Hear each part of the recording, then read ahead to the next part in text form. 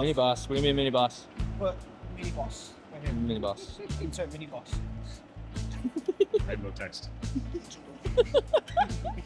Yeah, I think Tim just came in and said he wanted to build a truck, and Jason's like, nah, we got one. Started cutting it up. Yeah, went from there. Wasn't totally involved in the whole project. I came in, I don't know, a little after halfway. Started doing like the brake lines, hydro boost stuff, and then finishing up some of the wiring under the dash, terminating for all the lights and everything, and then running the engine management harness, and then made the PCV system out of stainless to kind of mimic the fuel rail. That way it doesn't look, stand out, but still looks pretty clean.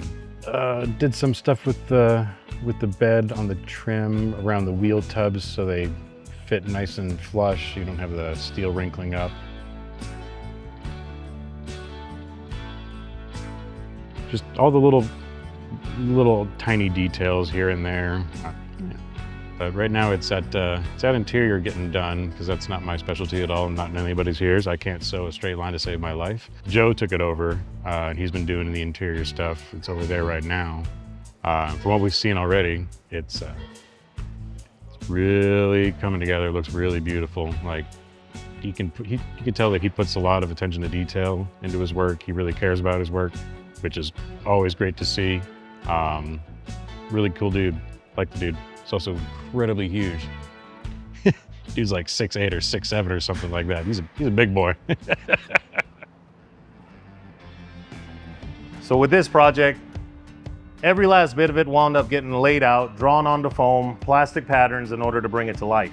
So at that point, right out the gate, I have to draw it out, present it to the customer, get it approved, and once I have approval, now I kind of got a game plan. Once materials are selected, I have to figure out where they're coming from.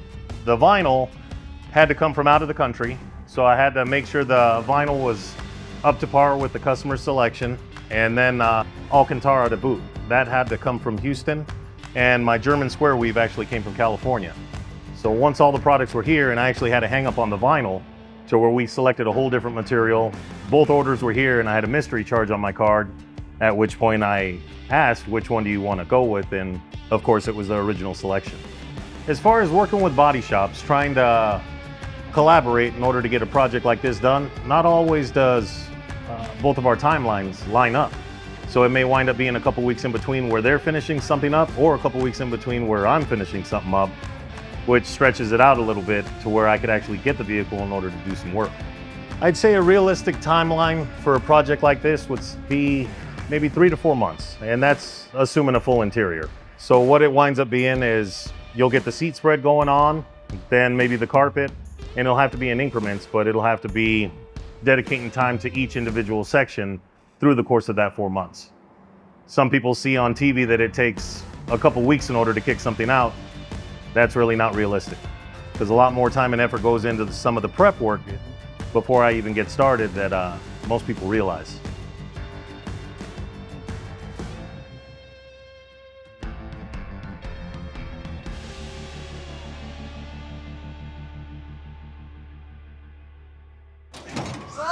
Whoa, what happened? The door fell? Crazy. The trap door fell? Crazy. Oh no. Okay, he's going down. Can't do it. No muscles.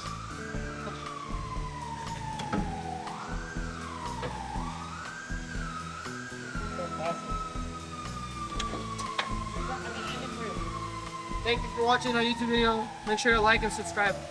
Until next time.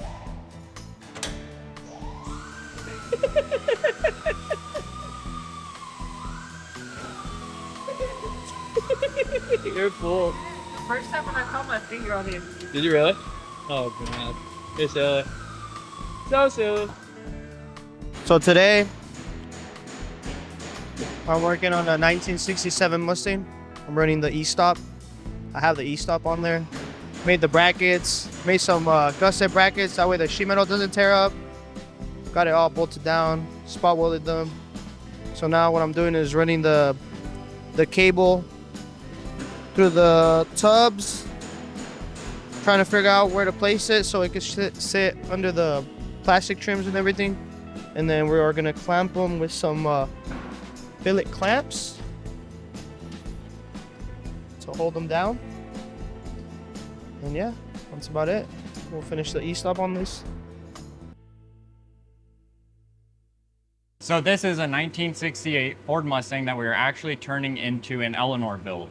So it will get a whole frame put under it because it's actually a unibody car, and we'll be cutting out the sections in the body where we actually need to put the frame. And we're doing a full motor build, and we're trying to make about 1,000 horsepower with this car.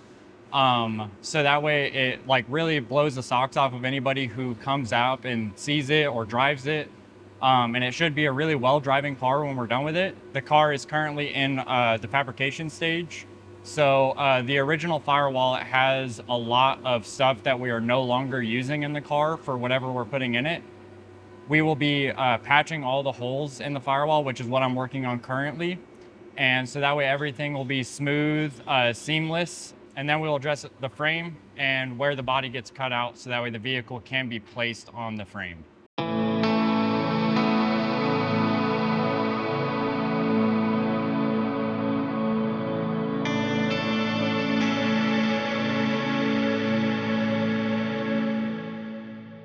Although I am one of the newest hires here to Big Ten Garage, the story of how I became to work here is actually pretty crazy. And it's going to be hard for some people to believe, which is okay.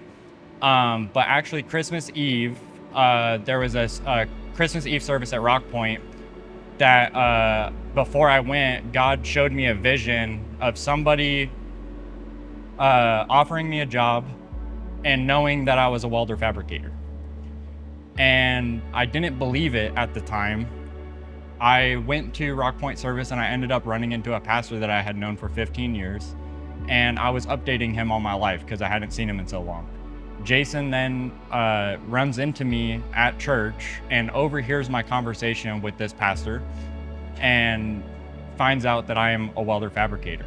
He then asked me to come check out the shop, and from there everything just kind of worked out, and it's been a really cool experience because working on cars has been a dream job of mine. My dad always took me to car shows growing up, and so that's how I got accustomed to the car industry. But I was never given an opportunity to actually work on the things that I love to work on. And Jason was the first person to give me that opportunity. Thank you to Jason and Nancy for allowing me to work here. I'm excited to build whatever you guys watching or whoever, what you guys actually want us to build or are excited for us to build. And I am excited to learn and grow and build the coolest stuff that's out there. And I would just ask that you guys subscribe, like the video, leave your comments, and stay tuned.